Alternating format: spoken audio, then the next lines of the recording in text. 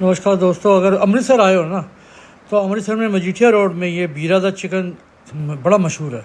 इसका तंदूरी चिकन खा के देखो एक बार, मेल्ट हो जाए मुँह में। इतना बढ़िया चिकन बनाते हैं ना।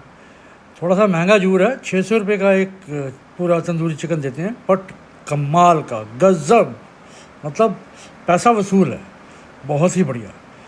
और साथ में जो पुदीने की चटनी के साथ जो ये देखो सामने वो बना रहे हैं सरदार जी, और गज़ब यार, मज़ा आ गया ये दिखा के। ये और साथ में प्याज और ये जो पुदीने की चटनी, मज़ा आ गया रियली।